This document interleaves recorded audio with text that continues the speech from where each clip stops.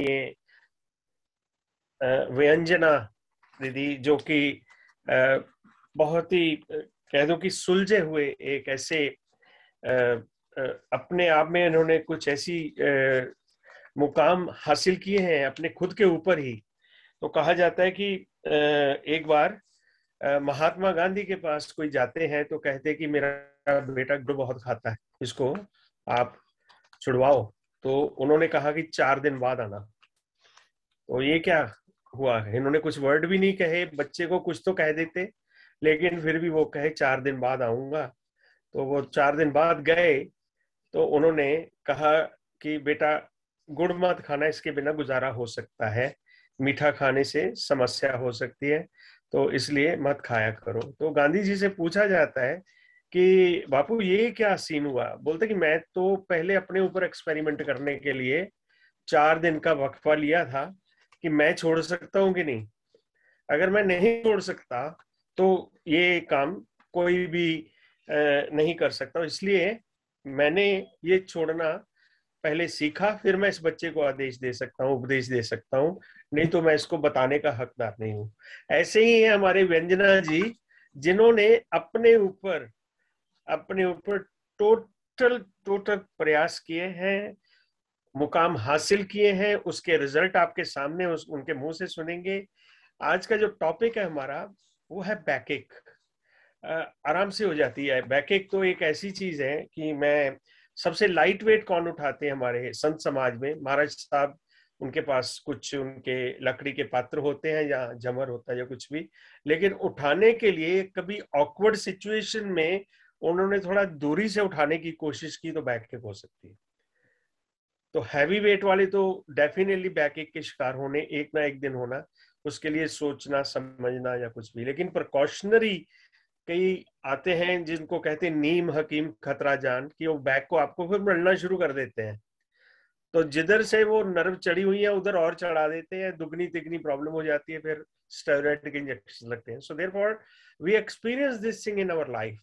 और मैं आज भी सफर कर रहा हूँ, कभी ना कभी मुझे ये आता ही है, क्योंकि जल्दी में कुछ ना कुछ करना कई बार स्वभाव बना हुआ है। तो उसके लिए प्रिकॉशनरी व्यंजना जी आज कहेंगे। और मैं डेफिनेटली हमारे इस प्रोग्राम को शुरू होने से पहले आपको बता दूं कि जितने भी स्कॉलर हैं वो आपको सुझाव दे रहे हैं, और इस सुझाव का मतलब ये है कि ये इलाज नहीं है। This is not a treatment because they said it you do it. ये एक एडवाइस है। अगर आपको पूरा टोटल इलाज करना है तो आपको उनके साथ डायरेक्ट कांटेक्ट करके अपनी फिजिक, अपना वेट, अपना बीएमआई सब कुछ बताना ही पड़ेगा, अपनी डाइट, तभी वो कुछ हो सकता है, तब तक कुछ नहीं हो सकता। तो इसलिए कोई भी एक्सपेरिमेंट मत करें, लेकिन जो जीवन जीने को सुधारना है, जीवन को कला निर्देशन देना है, कोई दिशा निर्देशन देना है, उसके लिए वो जो आपको बेसिक टिप्स देंगे वो डेफिनेटली वो हर घर में आपकी किचन में ही होंगे, तो उसमें कोई समस्या नहीं है। तो मैं रिक्वेस्ट करूंगा प्रोग्राम शुरू होने से पहले मुझे कुछ क्योंकि मैं लेट आया हूँ, क्षमा मांगता हूँ एक बार फिर। तो मंगलाचरण का जो है Mani ji, is it okay done? जी हो भैया, हो गया? गया मंगलाचरण। पिंकी जी ओके। महाराज साहब ने तो किया। उसके लिए एक विधि, एक नमोकार मंत्र शुरू करके हम मैं व्यंजना दीदी को इनवाइट करना चाहूंगा।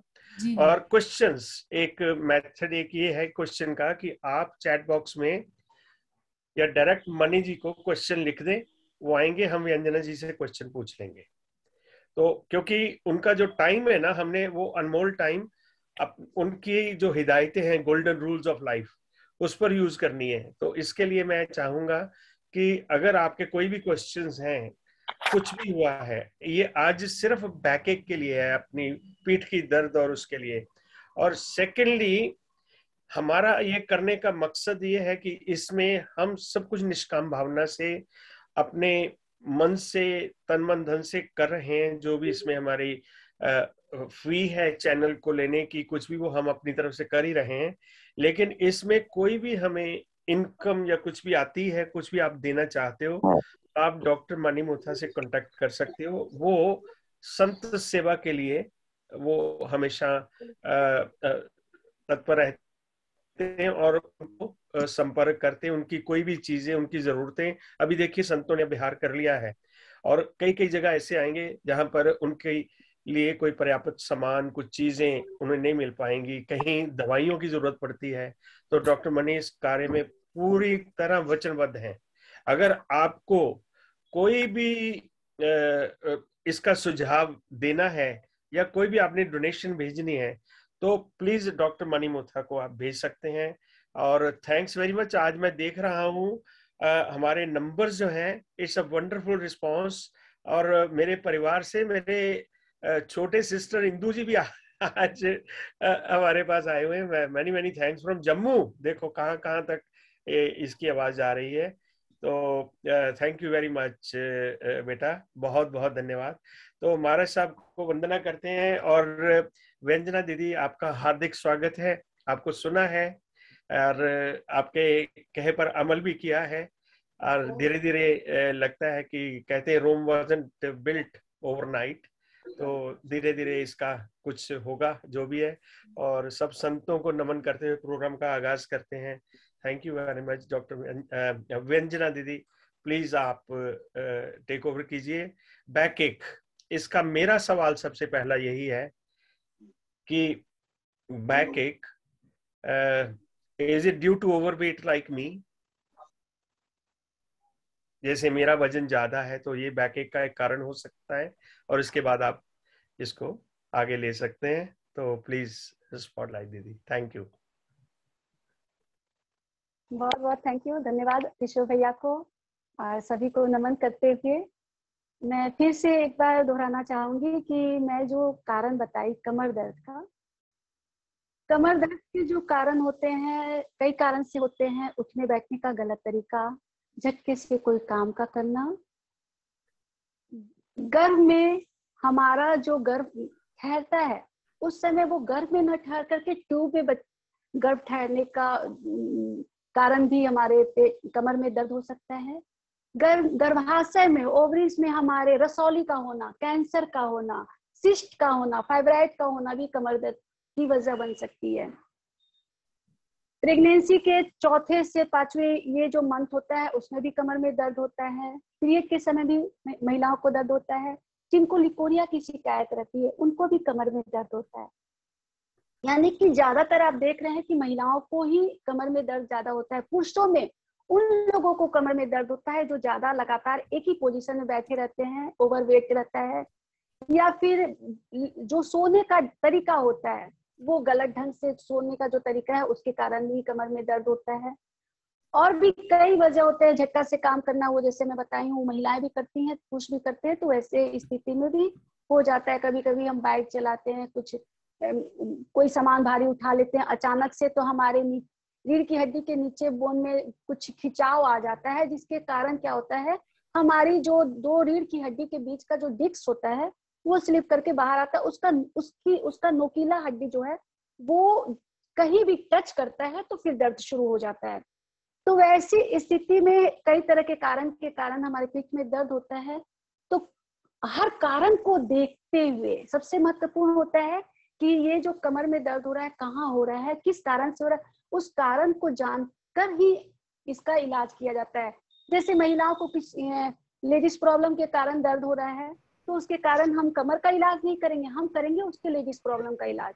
जो प्रॉब्लम है उस प्रॉब्लम को पहले ठीक करेंगे, वो जब जैसे प्रॉब्लम ठीक होती है कमर दर्द अपने आप ठीक हो जाता है। महिलाओं में क्या होता है कि हमेशा जो हार्मोन चेंज होता रहता है, मंथली चेंज हो रहा है, प्रेगनेंसी के समय चेंज हो रहा है, मेनोपॉज के समय में चेंज हो रहा है जो हार्मोन्स, तो उसके कारण वो उनके हड्डियां जो होती कमजोर हो जाती है। महिलाओं में कैल्शियम की कमी, आयरन की कमी जो होती है कमर दर्द की वजह बनती है। तो इन सब वजह के लिए सबसे पहला होता है कि पुरुषों के लिए भी महिलाओं के लिए भी होता है जिनकी भी हड्डियां कमजोर होती है, उनके लिए मैं बता रही हूँ कि आप बीच बीच में लगातार 3 माह तक चूना का सेवन करते रहना है। चूना का सेवन कैसे करेंगे? दूसरे लोग अपने माइक को प्लीज म्यूट कर लीजिएगा। रिक्वेस्ट की एक बार फिर से बताइए, नहीं आया मैम।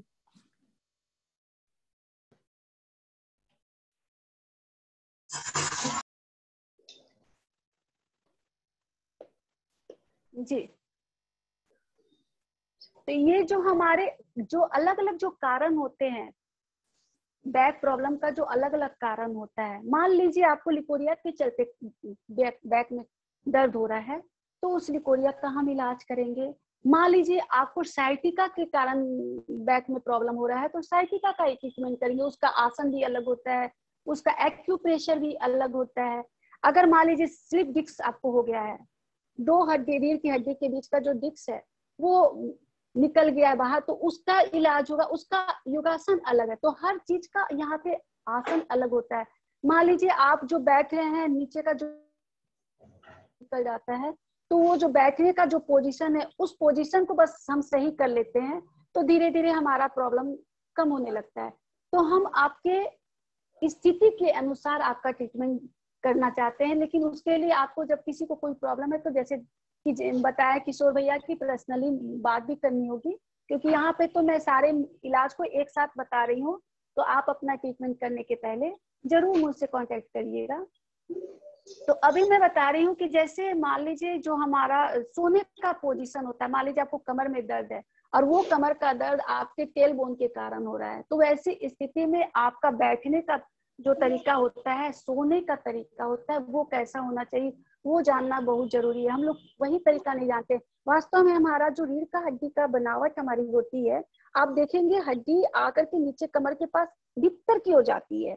जैसे हम सोते हैं, तो हम जब सोते हैं तो मान लीजिए ये हमारा कमर है, तो ये कमर का भाग ऐसे रहता है, बाकी पोर्शन हमारा बेड पर सटा रहता है। तो ये जो हमारा पोर्शन कमर का जो है, वो ऊपर की जो उठा रहता है, उसके कारण वो उसमें खिंचाव आता है, जिससे दर्द होता है। तो वैसी अवस्था में हमारा सोने का थोड़ा सा तरीका चेंज कर लेंगे तो हमारा दर्द नहीं होगा।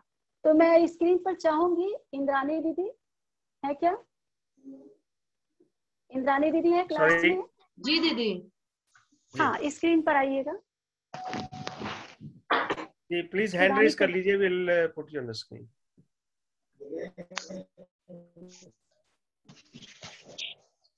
ओके जी, इसके पर आप देख रहे हैं हमारे बीच में है इंद्रानी दीदी। और मैं अभी तरीका थोड़ा बताऊंगी कि किस पोजीशन में हमें सोना चाहिए जिसके कारण हमारा बैक में आराम मिलता है। तो बेटा आप लेट चाहिए, पहले एकदम सीधा लेटिए। सिरहाने पतला तकिया रहेगा, तकिया ऊंचा नहीं लेना है, तकिया इतना लेना है कि आपका गर्दन और ये जो कंधा है वो एकदम बराबर सिधाई में हो, उठा नहीं रहे, सिर आपका गर्दन कंधा से ऊपर नहीं जाए। तो एकदम बराबर तकिया लेना है। ये हमारा हो गया लेटने का। जिनको कमर में दर्द होता है वो अपने पैर को फोल्ड करेंगे, घुटने को मोड़ लीजिए, फोल्ड कर लीजिए बेटा शिवानी। हाँ, और ये जो फोल्ड किया हुआ पोजीशन नहीं, उसके नीचे दो तकिया रखेंगे, दो तकिया रखिए इंद्रानी दीदी। हम लोग को है ना, जब भी लेटना है, नॉर्मल लेटे हुए हैं, जगे हुए हैं, तो फोल्ड करके जमीन में ही रखिए बेटा, पैर को रखिए आप या। और उसके हाँ, ये जो पोजीशन है, ये आप देख रहे हैं, ये जो हमारा पोजीशन है, दो तकिया रहेगा, पैर के जंघा के नीचे रखना है, ताकि ये जो हमारा जो पोजीशन आ रहा है ना, उसमें क्या होता है आप देखेंगे कि हमारा रीढ़ का हड्डी। जी आपकी ऑडियो म्यूट हो गई। वो पोर्शन हमारा धीरे से नीचे की ओर आ जाता है, तो ये जो हमारे कमर में जो खिंचाव हो रहा था, वो खिंचाव बंद हो जाता है और उसको आराम मिलता है। तो आप रात भर एकदम चैन से सोएंगे। दो पिलो लेना है जंघा के नीचे। ये हमारा सीधा सोने का तरीका। अगर आप जगे हुए हैं तो पिलो नहीं लगाना है, सिर्फ पैर को फोल्ड करके हम लेटे रहेंगे। और जब नींद आने लगती है तो तकिया दोनों दो लगा करके उसी पोजीशन में, यानी कि जंघा का जो पोजीशन होता है, ये पोजीशन रहना चाहिए, ताकि आपका कमर नीचे की ओर आ जाए। तो हाइट की रेशियो दीदी ये है कि जो सिर के नीचे तकिया है वो नीचा हो और थाइस के नीचे जो तकिया है वो डबल हो। दोनों दो तकिया लेना है, दोनों थाई के नीचे ही रखना है। थाई के नीचे, फाइन, या ठीक है। अब हम बाय करवट होते हैं। बाय करवट हुई है बेटा शिवानी, आवाज आ रही है ना? बाय करवट हो जाइए। आ रही है। अब हाँ, आप तकिया हटा करके इस साइड सामने की ओर लेटिए। शिवानी हम लोग के सामने की ओर लेट जाइए कि सामने दिखाई देगा। हाँ, इस साइड लेटिए। अब इस पोजीशन में जब हम लेटते हैं तो नॉर्मली आप देखते हैं कि हमारा एक पैर आगे की ओर जाता है। ये पैर आगे की ओर गया, पैर आगे, ऊपर वाला पैर को नीचे की ओर कीजिए, उसके नीचे 2 तकिया हम रखेंगे। 2 तकिया रखिए इंद्रानी दीदी। ये जो पोजीशन होता है, इस पोजीशन में भी आपका ये जो कमर का जो पोर्शन होता है वो भीतर की ओर धंसा रहता है। कमर घुटना के नीचे रखना है दीदी, घुटना के नीचे। वीडियो आपका बंद हो गया है। हाँ, घुटने के नीचे रखिए और ऊपर कीजिए। 2 तकिया लगेगा, 2 तकिया को रखना है।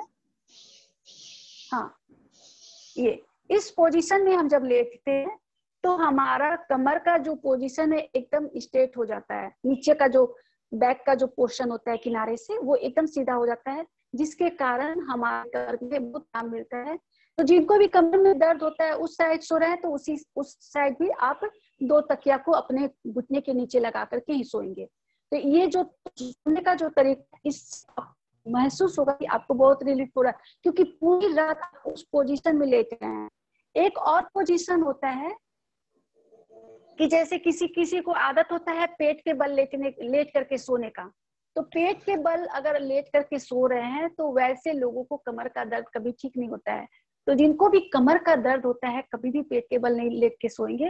वो जब सोएंगे सीधा सोएंगे या दाहिने या बाएं साइड सोएंगे। ज्यादातर दाहिने साइड, बाएं साइड सोया हुआ पोजीशन सबसे अच्छा होता है, और उसी पोजीशन में हमेशा लेटना चाहिए।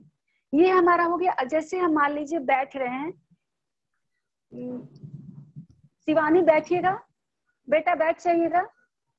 हम बैठते हैं तो जिनको मान लीजिए, माय अपॉलॉजी, कैन एवरीबॉडी सी इंद्रानी जी का स्क्रीन? क्योंकि अभी मैसेज आया गुंजन जी का, कह रहे हैं कि शिवानी जी को मैं स्क्रीन पर दिख नहीं रही। हाँ, यस। वो प्लीज अगर ऐसा है तो उनके आप उनकी पिक्चर पर क्लिक कर दीजिए, वो पिक्चर आपके सामने आ जाएगी। And just concentrate on your own equipment. Thank you. अब हम बैठने का तरीका सीखेंगे। शिवानी स्क्रीन पर सामने आइए।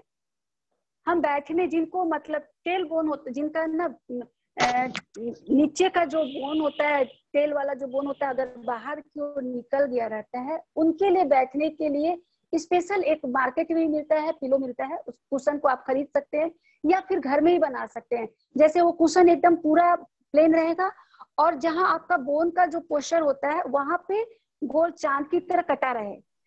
आपका वो नीचे निकला हुआ जो हड्डी होता है वो लगता रहना चाहिए, वो तकिया में टच नहीं करना चाहिए। जिनको ज्यादा लगातार बैठते हैं, चेयर पे बैठ करके जिनका वर्क रहता है, ऑफिशियल वर्क कर रहे हैं, या महिला जो बूढ़े लोग हैं घर में बैठे रहते हैं, जब भी बैठे हैं तो उस कुशन को हमेशा कैरी करेंगे, अपने साथ लेके रखेंगे, क्योंकि वो कुशन उनको बहुत ही आराम देगा। अगर उस कुशन पे नहीं बैठते हैं तो वो हड्डी जब जब टच में आएगी किसी भी सतह के, तो आपका दर्द जो है वो बढ़ता चला जाएगा। और फिर बाद में सर्जरी भी बताती है। कभी कभी इस स्थिति में क्या होता है कि डॉक्टर के जब ट्रीटमेंट में हम जाते हैं तो डॉक्टर इंजेक्शन देते हैं उसी हड्डी में, बोन में इंजेक्शन जैसे भैया बताया स्टेरॉइड दिया जाता है, स्टेरॉइड इंजेक्शन। हाँ, वो इंजेक्शन दिया जाता है, जिसके कारण हमारा शरीर और खराब हो जाता है। वो सब अच्छी चीजें नहीं होती है। हम अपने स्टाइल को चेंज कर लेंगे तो हमारे लिए बेटर होगा। लेकिन अगर आपका जो दर्द है 3 माह से ज्यादा दिन तक लगातार रह जाता है, अगर एक्सरसाइज कर रहे हैं, जो ट्रीटमेंट बताया जा रहा है, सब कुछ है, उसके बाद भी अगर दर्द नहीं ठीक हुआ 3 माह के बाद में, तो आप डॉक्टर से जरूर मिलेंगे, डॉक्टर की सलाह लेंगे, डॉक्टर के ट्रीटमेंट में जाएंगे। क्योंकि वैसी स्थिति में कैंसर का भी खतरा रहता है। तो आप दर्द, कोई भी दर्द ज्यादा दिन तक अपने शरीर में ही रखेंगे, तो डॉक्टर का सलाह लेना बहुत ही जरूरी होता है। तो ये जो ट्रीटमेंट मैं बता रही हूँ, अभी जैसे मैं बताई कि अभी कुशन जो रखना है उसका जो तरीका रखने का, वैसे जैसे मान लीजिए आपको नीचे दर्द नहीं है, आपको कमर में दर्द हो रहा है, यहाँ पर कमर में दर्द हो रहा है कुल्ले के पास में, तो इस दर्द के लिए आप जब भी बैठते हैं तो आप अपने तकिया के नीचे एक सेकेंड, सबको अपने माइक पे प्लीज नोट करके रखा 14, 15, बंद कर दिया 16। एक सेकेंड मैं कर दी। हम जब भी बैठते हैं तो नॉर्मल कभी भी नहीं बैठेंगे, रीढ़ की हड्डी एकदम सीधी करके बैठेंगे। अपना नीचे का जो पोर्शन है, शिवानी पीछे की ओर घूम जाइए, पीछे की ओर घूम जाइए, आपको बैठना है। जब भी हम बैठते हैं तो बस उसके नीचे थोड़ा सा, पूरा हम अपने पूरे हिप को तकिया पे नहीं रखेंगे, थोड़ा सा भीतर की ओर, जो हमारे रीढ़ की हड्डी का निचला भाग है, बस वहां पूरा नहीं ले जाइए, बस थोड़ा सा जाना चाहिए। यानी कि टेल बोन आपका हड्डी के वो पिलो के पास में टच करना चाहिए। उसको जो सहारा मिल जाता है तो आपको कमर का जो ऊपर का पोर्शन में जो दर्द हो रहा है वो नहीं होगा। और सीधा बैठिए।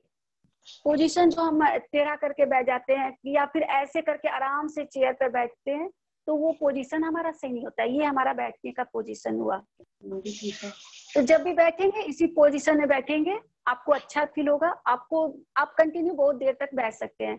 लेकिन कभी कभी क्या होता है कि आपके हड्डी में जो गैप आ जाता है, रीढ़ की हड्डी में गैप आ गया, या फिर हड्डी, आप कितना भी आप कुछ इलाज कर रहे हैं, आसन योगा कर रहे हैं, लेकिन वो दर्द नहीं ठीक हो रहा है, तो वैसी स्थिति में डॉक्टर आपको बेल्ट की सलाह देते हैं। तो बेल्ट जब भी आप यूज करेंगे तो जो क्लिनिक, ये मेडिकल स्टोर में जो बेल्ट मिलता है आपके रीढ़ की हड्डी के डिजाइन के अकॉर्डिंग वो बनाते हैं, उसमें स्टील लगा रहता है भीतर की ओर, तो उसको अगर आप बेल्ट को यूज करते हैं तो उससे आपको बहुत ही आराम मिलता है।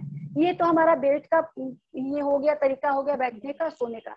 अभी कुछ एक्सरसाइज है, कुछ आसन है जो कि अगर हम रेगुलर करते हैं तो बहुत ही फायदेमंद होता है। तो मैं अभी करूंगी, इस स्क्रीन पर आप रहिएगा। इंद्रानी दीदी अब आप आइए सामने। जी दीदी। इसमें बहुत ही अच्छा काम करता है हमारा। शिवानी आप हट जाइए, अभी मम्मी को बैठने दीजिए।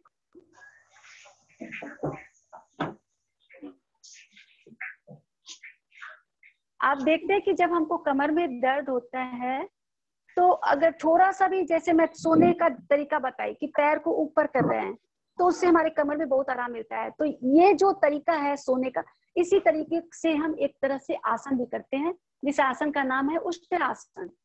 इस आसन कमर के दर्द वाले लोगों के लिए बहुत ही फायदेमंद होता है। उष्ट्रासन करने का तरीका है, हम चित लेट जाते हैं और दोनों पैर को एक साथ, हथेली दोनों बगल में रहती है, दोनों पैर को एक साथ सांस लेते हुए 30 डिग्री के एंगल पर उठाते हैं और इसको 30 सेकेंड तक इसी तरह होल्ड करके रखते हैं। श्वास नॉर्मल रहती है, बस उठाते समय सांस लेते हुए उठाए।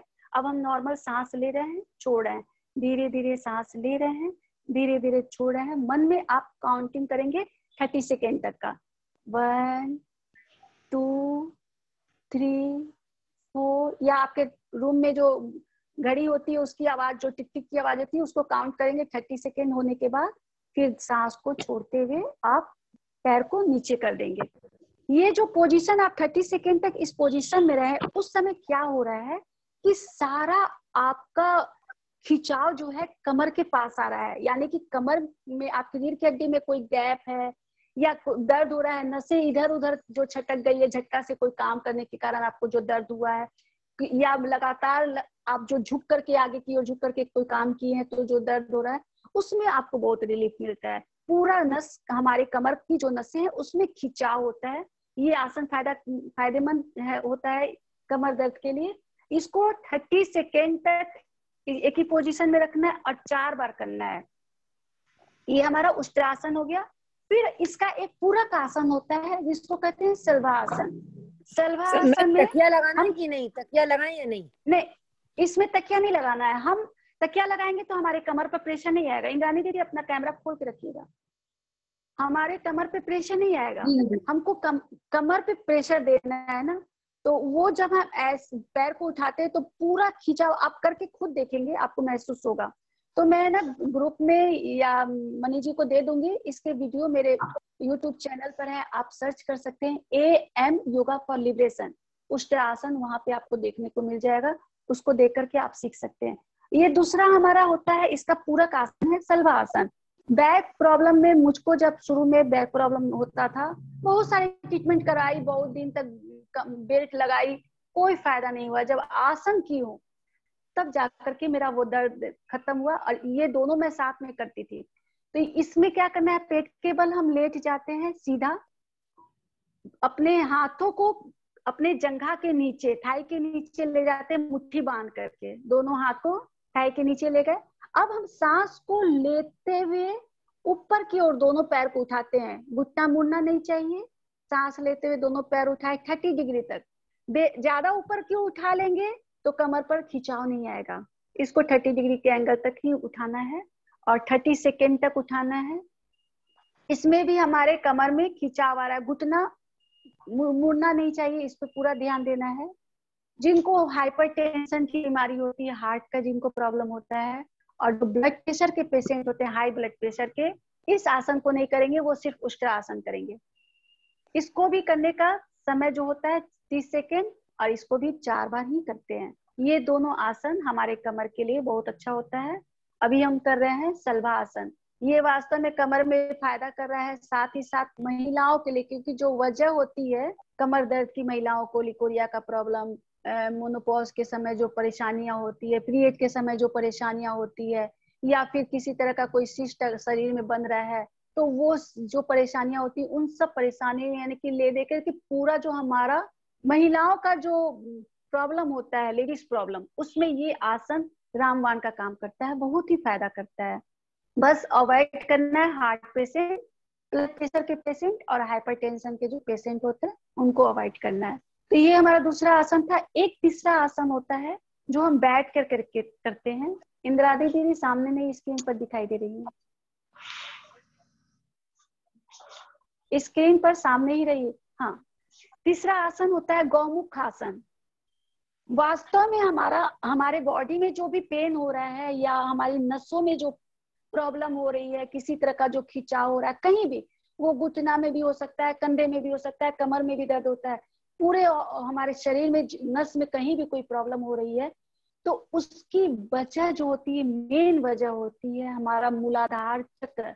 जिनको चक्र का ज्ञान होगा उनको पता होगा, हमारे बॉडी में जो चक्र होते हैं, सबसे नीचे का जो पोर्शन होता है वो मूलाधार चक्र होता है, रीढ़ की हड्डी का सबसे नीचे का जो जॉइंट होता है। तो वहां पर हमारा जो मूलाधार चक्र होता है वो अनबैलेंस्ड हो जाता है, तब हमारे बॉडी में प्रॉब्लम होती है, किसी तरह की कोई प्रॉब्लम, वो स्किन का प्रॉब्लम हो रहा है, या हमारे बॉडी में दर्द हो रहा है, नसों में किसी तरह का कुछ प्रॉब्लम हो रहा है, पाइल्स का प्रॉब्लम है, ये सारे प्रॉब्लम हमारे आधार चक्र से रिलेटेड होते हैं। तो हमें मूलाधार चक्र को एक्टिवेट करने वाला आसन इसमें बहुत ही ज्यादा कारगर होता है। आसन और ये जो हम लोग सॉफ्ट एक्सरसाइज करते हैं उसमें बहुत अंतर होता है। इसलिए जब भी आसन आप करते हैं तो जो निर्देश दिया जाता है सांस की विधि, उस पर पूरा ध्यान देंगे, और जितनी बार बोला जाता है उसको उतनी बार करेंगे। क्योंकि हमारा क्या होता है, हम एक्टिवेट करें अपने चक्रों को, अपने ग्लैंड को।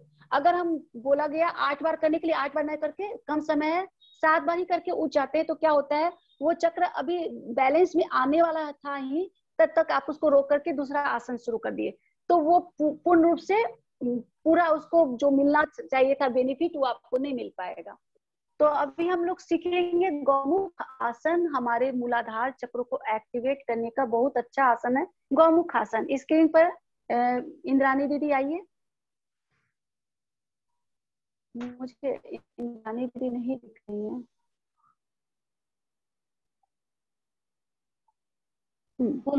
गौमुख आसन के लिए हमें ना पहले बैठते हैं बाएं पैर पर। इंद्रानी दीदी आइए, स्क्रीन पर सामने की ओर आ जाइए। हाँ, बायां पैर का एड़ी जो है हमारे मूलाधार चक्र से टच करता है, और दाहिना पैर उसके ऊपर से ले जाते हैं।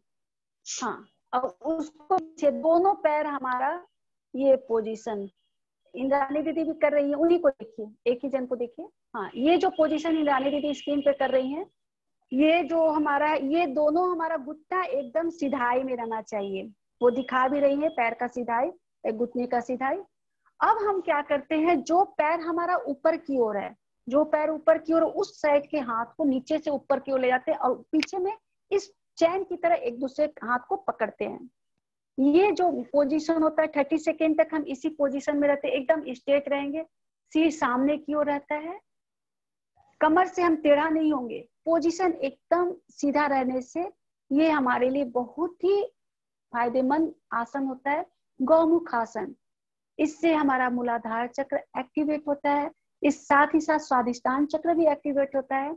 और जैसा कि सबको यहाँ पे साधक लोग भी जुड़े हुए हैं, हमारे जैन समाज के सभी साधक जुड़े हुए हैं, तो आप लोग को पता है कि सबसे जो हमारे भौतिक जीवन में जो वृत्तियां हमें परेशान करती हैं मूलाधार से ही शुरू होती है। तो हम जब मूलाधार चक्र पर और स्वादिष्टान चक्र पर कंट्रोल कर लेते हैं तो कई हमारी वृत्तियां भी इससे कंट्रोल होने लगती हैं। तो इस पोजीशन में हम 30 सेकेंड तक एक ही पोजीशन में रहते हैं। 30 सेकेंड के बाद हम अपने पोजीशन को चेंज करते हैं।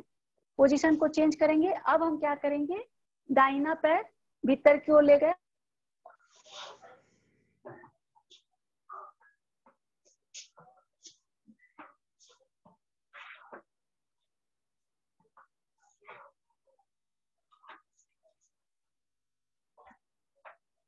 हाथ जो हमारा पैर ऊपर की ओर है उस हाथ को हम नीचे से पीछे की ओर ले जाएंगे और दूसरे हाथ को ऊपर से कंधे से दोनों हाथ को चैन की तरह आपस में जकड़ लेंगे। इस पोजीशन में हम 30 सेकेंड तक बैठेंगे। ये दोनों तरह से बैठने के बाद इसको कहते हैं एक खेप। ये एक खेप होता है, एक राउंड। अब इस तरह हमें 4 राउंड करना होता है गौमुखासन का।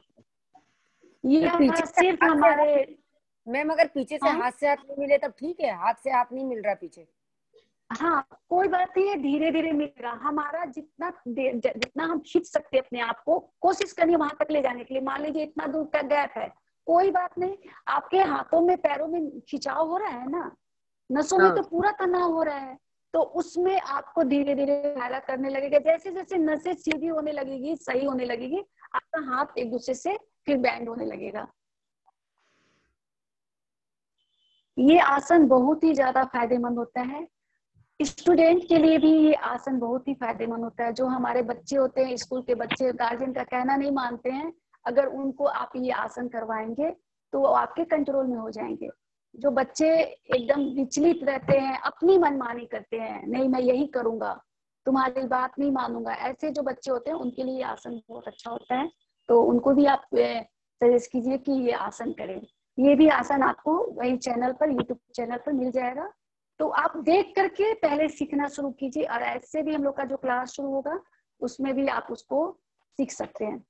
तो ये हमारा दूसरा आसन, तीसरा आसन हुआ गौमुख आसन। एक होता है भस्त्रिका आसन।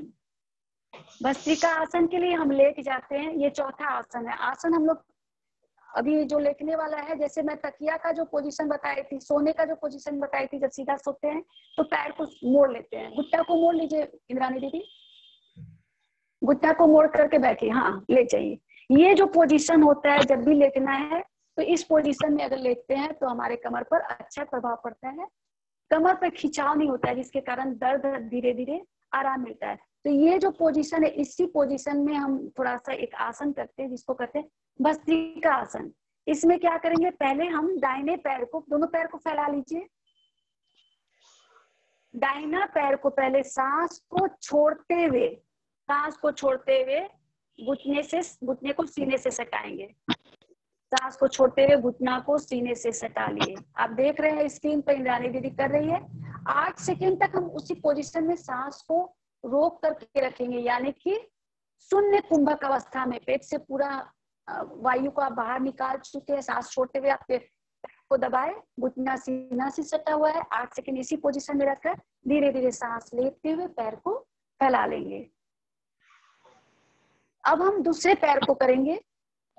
सांस लेते हुए बाएं पैर को इसी तरह हाथ को फोल्ड करके घुटने को सीना से सटाएंगे।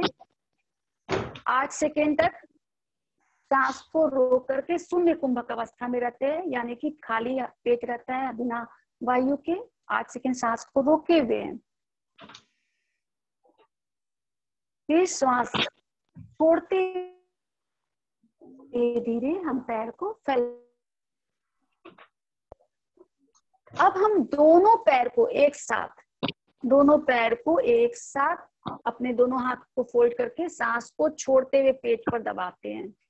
दोनों घुटना सीना से सट जाता है। 8 सेकेंड हम इसी पोजीशन में रहते हैं। एकदम इजी है, इसे बूढ़े लोग भी कर सकते हैं। जिनको कुछ प्रॉब्लम है, भारी वेट के कारण कमर में दर्द हो रहा है, वो भी आसानी से कर सकते हैं। शुरू में आपका घुटना सीना से नहीं सटेगा। 8 सेकेंड रखने के बाद फिर धीरे धीरे सांस छोड़ते हुए पैर को फैला लेंगे। ये एक खेप हुआ। ये जो दोनों दाहिने पैर को पहले किए, फिर बाएं पैर को, फिर दोनों पैर को, ये एक खेप होता है। इस तरह हमें 8 खेप करना होता है। ये 8 खेप करना है। अभी हम कर रहे थे भस्त्रिका आसन। ये आसन आप करेंगे तो इसमें आपको सिर्फ नसों का ही जो प्रॉब्लम है वो ठीक नहीं हो रहा है, कमर का प्रॉब्लम ठीक नहीं हो रहा है, इससे और भी कई प्रॉब्लम ठीक हो रहे हैं। वास्तव में हमारे नसों में खिंचाव आ रहा है, कुछ भी हो रहा है, तो जो हमारा नस जो है उसकी गड़बड़ी से हो रहा है। नस यानी कि लोग नहीं समझते, सोचते हैं नस क्या, नस यानी कि नर्व्स, जिसको हम लोग नर्वस सिस्टम कहते हैं, वो हमारा अनबैलेंस्ड हो गया, उसको ये ठीक कर रहा है। पूरे हमारे नर्वस सिस्टम इससे ठीक हो रहे हैं। कैसे ठीक हो रहे हैं? हमारी जो बात नसें होती, बॉडी में जो बात नसें होती हैं, उस नसों में जो बात का भाग जो है ज्यादा हो जाने के कारण हमारी नसों में प्रॉब्लम आ रही है। तो ये जो हम योगासन कर रहे हैं, भस्त्रिका आसन, इससे क्या हो रहा है? हमारा पेट भी क्लीन हो रहा है, हमारे बॉडी के टॉक्सिन इससे खत्म होते हैं। पेट क्लीन होता है, साफ होता है, तो पूरा अपने आप गंदगी खत्म हो गई। और साथ ही साथ आपके पेट के भीतर हमारे पाचन तंत्र को स्ट्रॉन्ग करता है। छोटी आंत, बड़ी आंत, पेनक्रियाज, लीवर, किडनी, सब पर इसका दबाव पड़ रहा है, जिसके कारण ये आसन ऑल टू ऑल हमारे बॉडी के लिए बहुत ही फायदेमंद होता है। ये हम लोग कर रहे थे भस्त्रिका आसन। एक बहुत ही सहज है, उसको आसन भी बोल सकते हैं और सॉफ्ट एक्सरसाइज भी बोल सकते हैं, मरकटा आसन। कमर के लिए मरकटा आसन बहुत ही फायदेमंद होता है। मरकटा आसन में करने का तरीका क्या है? यही हम लेटे हुए हैं। लेटे हुए पोजीशन में हम क्या करते हैं, दोनों हाथ को बगल में, कंधा के बगल में फैलाते हैं, एकदम सीधा कर लिए। अब घुटने को, दोनों घुटने को मोड़े, फोल्ड किए दोनों घुटने को। अब हम श्वास को छोड़ते हुए दाहिने, एक बार इस साइड झुकेंगे, इधर झुकिए दीदी, दोनों पैर को जमीन में सटाइए। हाँ, बॉडी सीधा रहेगा। अपने घुटने को जमीन से सटाने की कोशिश करें। दोनों पैर को हम जमीन से टच कर रहे हैं। 8 सेकेंड सांस को रोके, फिर सांस लेते हुए फिर सीधा होंगे। सांस छोड़ते हुए हम घुटने को नीचे की ओर किए, फिर सांस लेते हुए सीधा कर लेंगे। अब फिर सांस छोड़ते हुए दूसरे साइड में जाएंगे। इसमें फेस की डायरेक्शन सीलिंग की तरफ होनी चाहिए या आपको? हाँ, एकदम सीधा ऊपर छत को हम देख रहे हैं, छत को देख रहे हैं, ठीक। इससे हमारे कमर का जो किनारे का जो पोर्शन है, उसपे वो नसें जो इधर उधर हो गई है, झटके से जो काम करते हैं या बहुत देर तक लगातार बैठे रहते हैं, उन लोगों के लिए बहुत ही अच्छा होता है। जब भी आप फ्री होते हैं इसको करिए, आपको फील होगा कि एकदम कमर का दर्द रिलीफ मिल गया, उसको बहुत आराम मिलता है। तो इसको हम 4 खेप करते हैं। ये वाला तो हम सुबह करके ही उठते हैं बेड से। अच्छा। जस्ट इट्स वेरी स्टडी, या थैंक यू। तो ये फेस का मुझे नहीं, या फेस का नहीं मालूम था। हाँ, फेस एकदम सामने रहता है, सामने रखना है, ठीक। हाँ।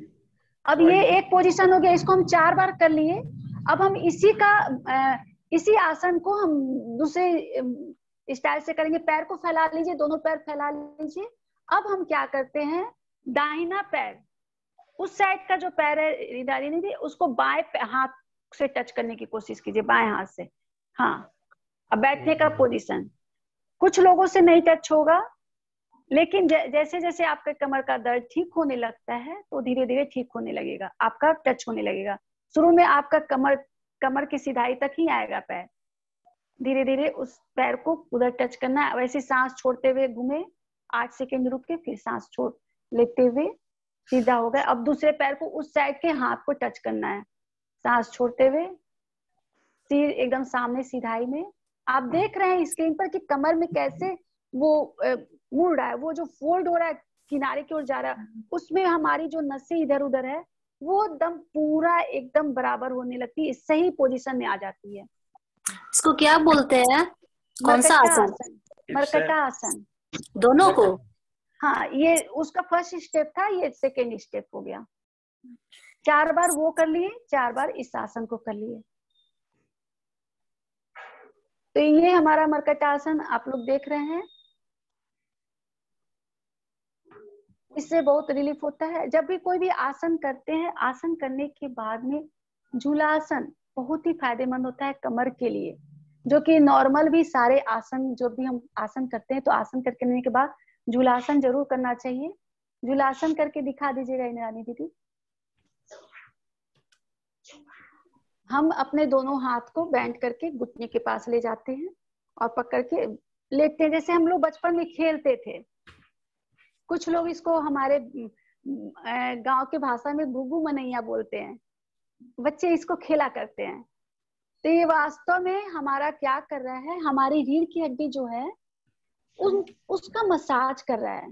हम जब योगासन करते हैं, आसन करते समय क्या होता है, हमारे सारे हड्डियां इधर उधर हो जाती है। हमारे चक्र जो मेहनत एक्सरसाइज किए, योगासन किए, उसके कारण थोड़ा सा इधर उधर हुआ रहता है। तो ये जो पोजीशन हम किए झूला आसन का, उससे क्या हो रहा है, सब धीरे धीरे धीरे धीरे रिलैक्स हो जाता है। पूरा रीढ़ का हड्डी में हमारे प्रेशर पड़ रहा है। और लगातार कम से कम 10 बार हम इसको करते हैं। इसका भी 3 स्टेप होता है। एक तो हम इस स्टेप में कर दिए, एक बार हम करेंगे हाथ को फिर जमीन पे रख करके। आप हाथ को रख के, शिवानी हाथ को रख दो जमीन में बेटा। हाँ, अब हाँ, एक हो गया। एक हमारा हाथ को नीचे रख करके छोड़ करके करते। फिर एक तीसरा में स्टेप में हम सिर को अपने पकड़ के पीछे की ओर पैर को ले जाते हैं। ये 3 स्टेप हमारा झूलासन का होता है। बहुत ही आपके कमर के दर्द को, जिनको नॉर्मल कमर में दर्द होता है, काम करने से परेशानी, काम करते समय दर्द होता है, तो वैसे दर्द में आप अपने काम को बस 1 मिनट के लिए छोड़ करके आइए, बेड पर इसको कर लीजिए, या कोई फर्श पे आपके योगा मैट है उस पर कर लीजिए। आपको खुद महसूस होगा कि पूरा आपका जो रीढ़ का हड्डी है, पूरा बॉडी रिलैक्स हो गया। वास्तव में रीढ़ की हड्डी का जब हम मसाज करते हैं ना, तो हमारे बॉडी के का पूरा मसाज हो जाता है। जैसे कोई व्यक्ति बहुत थका हुआ है, जैसे हम लोग महिलाएं हैं घर में बैठी है, हस्बैंड आए कि अरे मैं बहुत थक गया हूँ, थोड़ा सा मसाज कर दो, तेल मालिश कर दो। आपकी इच्छा नहीं है तेल मालिश करने की, क्योंकि आप भी खुद थके हुए हैं, तो आप उनको लेटा दीजिए और बस रीढ़ की हड्डी को पकड़ के इस तरह करके ऊपर की ओर ले जाइए। ये मान लीजिए ये रीढ़ की हड्डी है, आप उसको ऐसे ऐसे करके ऊपर की ओर, फिर ऐसे ऐसे करके ऐसे नीचे से, उसका पूरे बॉडी का थकान दूर हो जाता है, बहुत आराम मिलता है। और ये जो है गर्दन तक लेकर के आइए, रीढ़ की हड्डी को दबाते दबाते गर्दन तक लेकर के आइए। और थोड़ा सा क्या, हाँ स्क्रीन पे इंद्रानी दीदी दिखा रही है, हड्डी को पकड़ते हुए ऊपर की ओर जाना है पूरा। और एक होता है इसी समय, क्योंकि जब भी दर्द होता है तो पूरा ही नस, शुरू में तो कमर में दर्द होता है, धीरे धीरे कुल्ले से नीचे की ओर पैर में भी चला जाता है, सियाटिका का प्रॉब्लम शुरू हो जाता है, फिर धीरे धीरे ऊपर की ओर भी दर्द शुरू हो जाता है। तो ये जो नसें जो हमारी खिंचा रही है, सिर्फ कमर तक नहीं रहती है, पूरे बॉडी में फिर झुंझुनाहट, नसों में छनछनाहट होने शुरू हो जाती है। तो इसमें फेस में भी, जैसे आप फ्री बैठे हुए हैं, फ्री बैठे हुए तो क्या कर रहे हैं, इसको ऐसे किए, गर्दन को यहाँ किए, ये जो आपका नस दिख रहा है ना, ये इसको बस ऐसे ऐसे ऐसे ऐसे मसाज कर दीजिए। ये मसाज कर दिए, फिर इसको ऐसे कीजिए 10 बार करने आपको खुद महसूस होगा कि आपको ये, जिनको यहाँ की नसें में प्रॉब्लम होती है, कंधा के पास वाला जो नस होता है, उनको आराम मिलेगा। फिर ऐसे किए, ये जो हमारा नस ये उभर रहा है, यहाँ गला से जो ऐसे क्यों जा रहा है कान की तरफ, इस नस को अच्छे से ऐसे ऐसे दबा दीजिए। कम से कम 10 बार ऊपर नीचे कर लीजिए, तो आपको अच्छा फील होगा। तो इससे हमारा कमर का, जिनको सर्वाइकल का प्रॉब्लम है, हमेशा तकिया लगाने से कुछ प्रॉब्लम हो जाता है, सिर मोच हो जाता है, उन लोगों के लिए ये अच्छा होता है। तो ये हमारा आसन मैं बताई। अभी मैं बताऊंगी आप लोगों को कुछ एक्यूप्रेशर। हमारे बॉडी में कहीं भी कोई भी दर्द होता है तो वो सारा कनेक्शन हमारे हथेली, हमारे पैर, कई तरह के लोग कई तरह का एक्यूप्रेशर करते हैं। कोई कान से ही पूरा बॉडी का ट्रीटमेंट कर देते हैं, कोई नाक से ही पूरे बॉडी का ट्रीटमेंट करते हैं, कोई पैर को ही लेते हैं, पैर पे ही एक्यूप्रेशर की क्रिया करके ट्रीटमेंट करते हैं। तो हमारे बॉडी में मैं आप लोग को बताऊंगी कि हमारा ये जो होता है, पुरुषों के लिए बायां हाथ, महिलाओं के लिए दाहिना हाथ। एक्यूप्रेशर करते समय हमको देखना है, महिलाएं अपना दाहिना हाथ यूज करेंगी एक्यूप्रेशर में, पुरुष बायां हाथ यूज करेंगे। ये जो हमारा होता है, यहाँ पे हमारा पूरा सिर का पोर्शन होता है, ये हमारा सिर का पोर्शन है। यहाँ से हमारी पेट, यहाँ पे पूरा हमारा पाचन तंत्र होता है। धीरे धीरे यहाँ पे हमारा फेफड़ा होता है, ये जो पोर्शन है यहाँ पे हमारा फेफड़ा है, ये दोनों साइड में। ये पाचन तंत्र यहाँ से होते हुए पीछे की ओर आता है, और ये जो हमारा पीछे की ओर आया है, यहाँ से हमारा शुरू होता है मूलाधार चक्र, स्वादिष्टान चक्र, मणिपुर चक्र, अनाहत चक्र, विशुद्ध चक्र। यहाँ से मैं बता रही, यहाँ मैं पेन नहीं लेके आई, ठीक है, मैं उंगली से बता रही। ये हमारा, ये दोनों उंगलियां जो होती है यहाँ से शुरू होता है, ये हमारा मूलाधार चक्र। यानी कि मैं बताई आप लोग की, जब हमारा मूलाधार चक्र अनबैलेंस्ड रहता है, यानी कि मूलाधार चक्र से सटे हुए ग्लैंड, सब्सग्लैंड्स प्रभावित रहते हैं, तभी हमारे बॉडी में किसी तरह का दर्द होता है, कुछ भी जो प्रॉब्लम हो रही है नीचे की भाग में, पायल्स की प्रॉब्लम है या हाइड्रोसिल का प्रॉब्लम है, किसी तरह का, तो इसी के कारण हो रहा है। तो इसको हमको एक्यूप्रेशर देना है। कैसे एक्यूप्रेशर देंगे? ये हमारा मूलाधार है, इसको हम एक्यूप्रेशर देने के लिए 20 सेकेंड दबाते हैं, 10 सेकेंड छोड़ते हैं। 20 सेकेंड दबाते हैं, 10 सेकेंड छोड़ते हैं। इसके लिए ना पेंसिल का जो पीछे का पोर्शन होता है, या बच्चों की उंगलियां जो होती है, बहुत अच्छा काम करती है। दूसरे लोग माइक को प्लीज। पेनफुल, ये तो हाँ, एक सेकेंड, हाँ, आप माइक को खोल लीजिएगा भैया जी। ये पेन बहुत होती है इससे, हाँ, जब दबाते हैं ना। तो जो अगर दर्द है, यानी कि आपको वहां पे प्रॉब्लम है, अगर दर्द नहीं हो रही है, जैसे हम एक्यूप्रेशर के लिए जो पॉइंट खोजते हैं ना, तो जो पॉइंट बताया गया है, किसी को नहीं समझ में आता है तो उसके आसपास को भी दबा के देख लीजिए, जहां पे ज्यादा पेन हो रहा है, यानी कि वही एक्यूरेट पॉइंट है आपका एक्यूप्रेशर का। तो ये हमारा मूलाधार चक्र हो गया। फिर इसके आगे हम जाते हैं यहाँ स्वादिष्टान चक्र। ये हमारा स्वादिष्टान, वो कमर का है। हाँ, ये हमारा, ये मैं कमर का मैं आपको बताऊंगी अभी। ये हमारा चक्र पे मैं जा रही हूँ, रीढ़ की हड्डी के पास में। ये हमारा स्वादिष्टान मूलाधार चक्र हो गया, इसके ऊपर थोड़ा सा स्वादिष्टान। ये हमारा मणिपुर चक्र, यहाँ अनाहत, यहाँ पे आ गया हमारा विशुद्ध चक्र, यानी कि ये हमारी पूरी रीढ़ की हड्डी, ये हमारा रीढ़ का हड्डी हुआ। जब भी आप फ्री होते हैं, आपके कमर में दर्द होता है, इसको ऐसे करके मसाज कर देते हैं तो आपको अच्छा फील होता है। यहाँ पे भी एक ये चक्र के द्वारा जो रीढ़ की हड्डी का मसाज हो गया। एक हमारा इस पोर्शन में भी, हम जब भी फ्री रहते हैं इस पोर्शन में, ये जो हमारा भाग होता है किनारे वाला भाग, ये भी हमारा रीढ़ का हड्डी होता है। यहाँ से भी नस हमारी रीढ़ की हड्डी की कंट्रोल होती है। मसाज किसी ऑइंटमेंट से करनी है या जस्ट विदाउट ऑइंटमेंट? नहीं, अपने जब हम फ्री जब भी बैठे हुए हैं तब आप कर सकते हैं। योगासन के बाद मसाज जो हम करते हैं, क्योंकि योगासन कुछ लोग करते हैं ना, योगासन करके झट से उठ जाते हैं, लेकिन योगासन करने के बाद में, मैं जैसे अभी करवाई हूँ झूलासन, उसको करने के बाद मसाज की क्रिया बहुत जरूरी होती है, पूरी बॉडी का मसाज करना। तो हम लोग के इसमें आपको चैनल पे आपको टोटल चीज मिल जाएगा, मसाज की क्रिया कैसे करते हैं। फिर उसके बाद में शवासन भी करना बहुत जरूरी होता है। कम से कम 2 मिनट शवासन में लेटते हैं, उसके बाद हम फिर आधा घंटा के बाद पानी या भोजन लेते हैं। जो हम आसन करके तुरंत अगर करते हैं ना, तो वो रिएक्शन करता है। कई लोग दो क्वेश्चन बीच में थे, बीच में थे। एक तो ये है कि भोजन करने के कितनी देर बाद योगा करना चाहिए? ये जो आसन है कितनी देर बाद? हाँ, भोजन करने के, हाँ, जैसे हमारे जो सात्विक लोग हैं, कम से कम 4 घंटा का, और जो सात्विक लोग के लिए 4 घंटा के बाद नॉनवेज जो लेते हैं उनके लिए कम से कम 5 घंटा गैप होना चाहिए, क्योंकि नॉनवेज छोड़ ही दो, ठीक है। हाँ, छोड़ ही दो, उसको तो लेना ही नहीं है, किसी एंगल से हमारे लिए सही नहीं है। Perfect. And ji second question ये है कि आपके चैनल का डिटेल प्लीज आप बता दीजिए वो क्या है, तो वो हाँ, डेफिनेटली। इंद्रानी दीदी आप लिंक को शेयर कर सकती हैं, तो जी, हम लोग वो के लिंक इस पे जरूर शेयर डाल कर दीजिए। दीजिए। या हाँ ठीक है, थैंक यू, जी थैंक यू। दीदी। हाँ, yoga for AM yoga for liberation है, capital letter AM yoga for liberation. Yeah that's इसमें फाइन। आपको ना टोटल ची मिल जाएगा।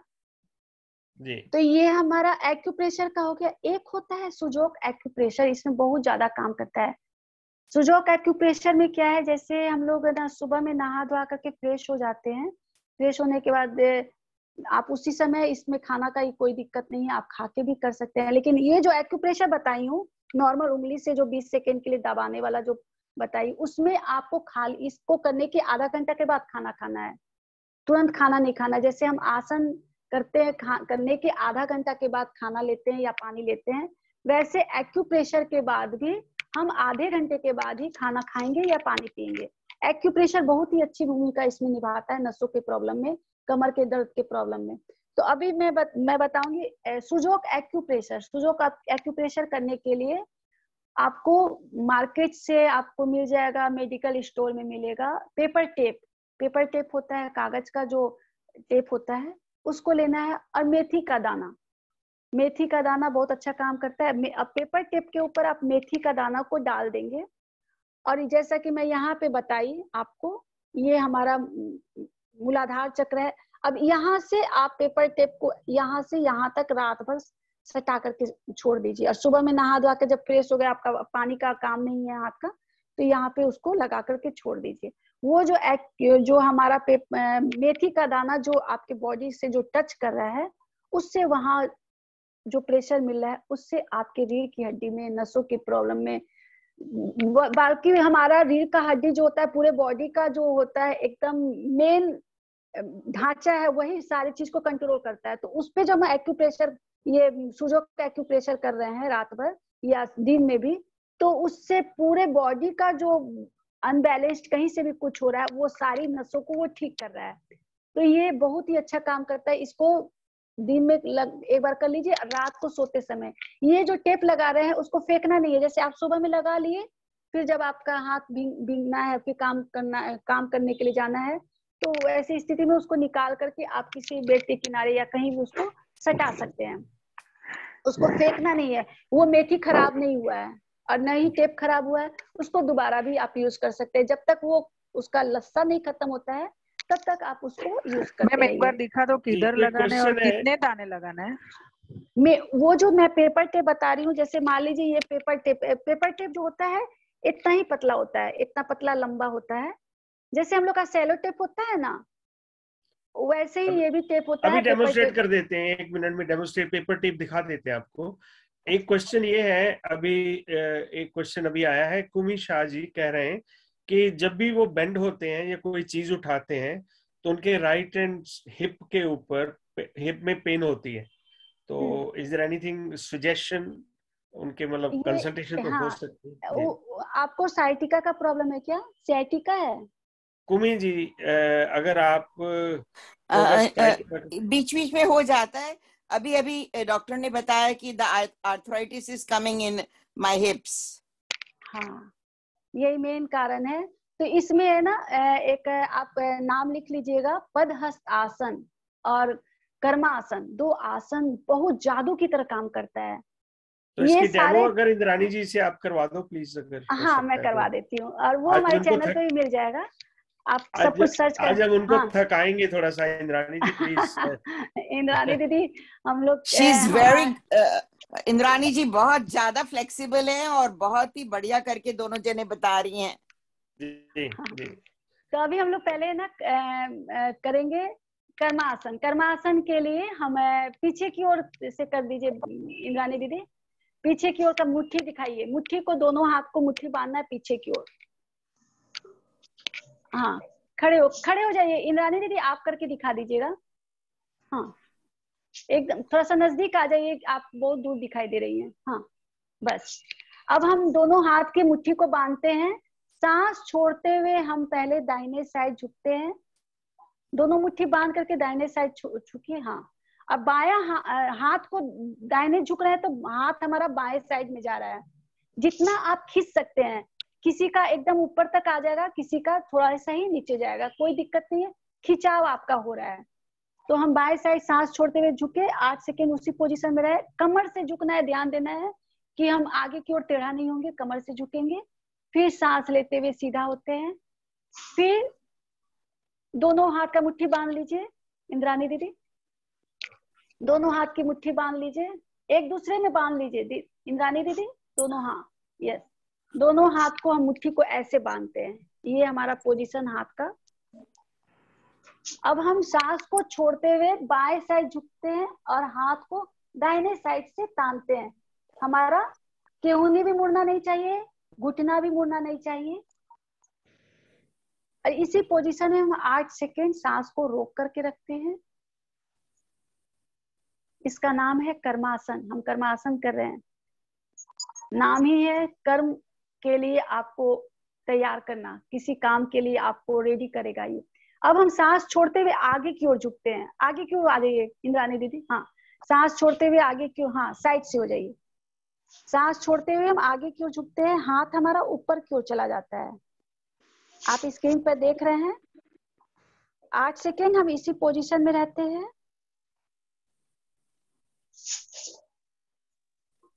फिर सांस लेते हुए धीरे से हम ऊपर उठते हैं। अब सांस छोड़ते हुए पीछे की ओर जाते हैं। पीछे की ओर हमारा हाथ हमारे पीछे के पैर से टच रहेगा, हिप से टच रहना चाहिए। 8 सेकेंड इसी पोजीशन में रहते हैं। फिर सांस लेते हुए नॉर्मल होते हैं। ये हमारा खड़ा होने का पोजीशन। अब इसी आसन को हम बैठ के भी करते हैं। घुटने के बल बैठ गए, सेम इसी आसन को करेंगे। पीछे से दोनों को हाथ को बेंड किए। अब सांस छोड़ते हुए दाहिने साइड पहले झुके, 8 सेकेंड सांस को वहीं रोक करके रखेंगे।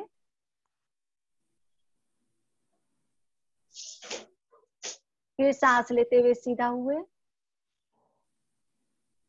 अब सांस छोड़ते हुए बाएं साइड होंगे।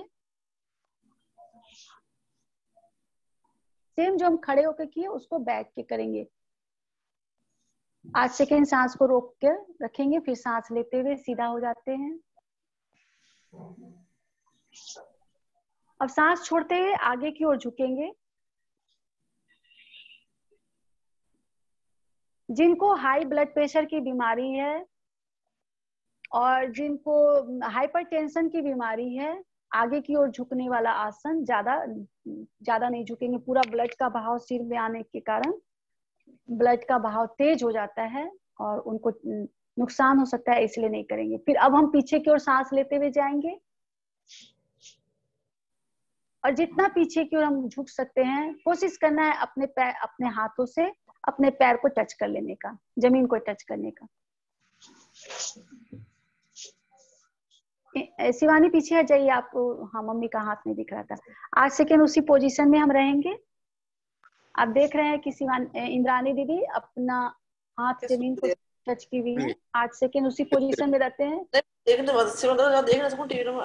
फिर सांस लेते हुए नॉर्मल होते हैं। ये एक खेप हुआ। इसी तरह अब फिर खड़े होकर के 4 बार हम खड़े होकर के 4 बार बैठ करके, लेकिन एक बार खड़े होकर किए, एक बार बैठ के किए, तब एक खेप होता है। अच्छा, ऐसे है ये एक तो मैं रिक्वेस्ट करूंगा सबसे, प्लीज म्यूट रखें अपने आप को, तो थोड़ा ठीक रहेगा। या please keep yourself muted, disturbance हो रही है। राइट जी। तो ये हमारा हम लोग सीख कर रहे थे कर्मासन। कर्मासन हमारे नस के प्रॉब्लम में बहुत ही ज्यादा फायदेमंद होता है। सियाटिका का भी इंस्ट्रक्शन है जो हाइपरटेंशन या ब्लड प्रेशर के पेशेंट हैं, वो सर झुकाने वाले कोई भी आसन जो है उनके लिए प्रिकॉशंस लें। Thank you. बिल्कुल। ओके, नाउ मास्किंग टेप जो है उसको paper tape, that's a one.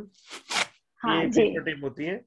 तो ये कई तरह की, ये बहुत चौड़ा वाला है। इसका जो आधा मैं वही कहने लगा था। इसकी 1/4 इंच से लेकर 2 इंच तक तो हम अपने पास ऑलमोस्ट हमारे वर्क में होती है, तो इसलिए मैंने कहा कि मैं दिखा देता हूँ मास्किंग टेप।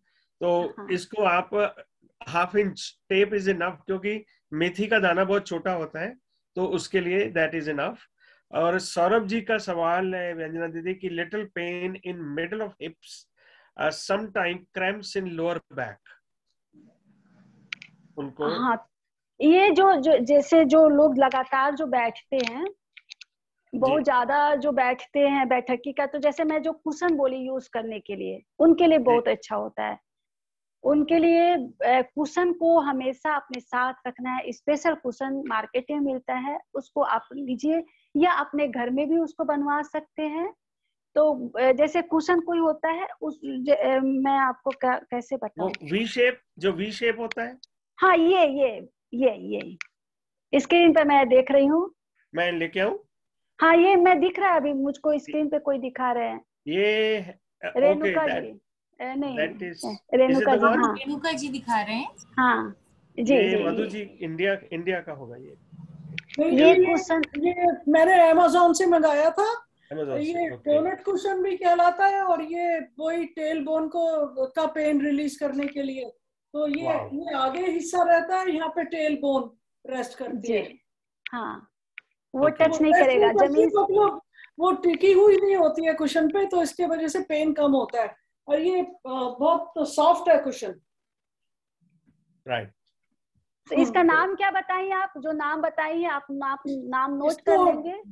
डोनट कुशन भी बोलते हैं, डोनट, DONUT। डोनट्स होते हैं ना खाने के लिए, खाते हैं लोग यहाँ पे अमेरिका वगैरह में। डोनट, हाँ जी, वो भी डोनट बोलते हैं। ये भैया टेलबोन से, रेणुका जी ने अगर टेलबोन की बात निकाली है, तो मैं 1-2 मिनट का आप सबका थोड़ा वक्त लूंगी। नेक कुशन बोलते हैं, नेक कुशन। नहीं, ये नेक कुशन नहीं है। नहीं, नेक कुशन नहीं है ये नेक कुशन नहीं है। ये मधु जी ने लिख दिया है donut cushion, please make a note of it. अगर आप Amazon में डालेंगे it will find itself. Right जी, मनी दी आप आ गए हैं तो प्लीज। हाँ, मैंने कहा टेलबोन की बात निकली है, तो मैं 2 मिनट 2 लाइंस बोलना चाहूंगी जी। कि एक कोटेशन है, you sit down your back hurts, you stand up your back hurts, you sit down your back hurts, you stand up your back hurts, you lie down your back hurts, you lie down your back hurts, there is no relief of pain। तो यह प्यार नहीं है, यह tailbone pen है। यह प्यार नहीं है, यह टेलबोन पेन है। अच्छा, मैं इसके लिए वेरी गुड मनी जी, वेरी गुड, बहुत सुंदर बात बताई। अच्छा, मैं एक चीज और बताती हूँ कि जैसे हम लोग बैठते हैं ना, तो मान लीजिए बैठे हैं चेयर पे, अगर मतलब बाਹਾਂ वाला जो चेयर होता है वो अगर है, नहीं तो बेड पर बैठे हैं, तो ये जो हम अपने हथेली को इस तरह यूं जमीन पे रख लिए, और ये हमारा पोजीशन, और धीरे धीरे अपने खाली अपने हिप को उठाने की कोशिश करेंगे। उठाएंगे नहीं, बस हल्का सा उठाएंगे।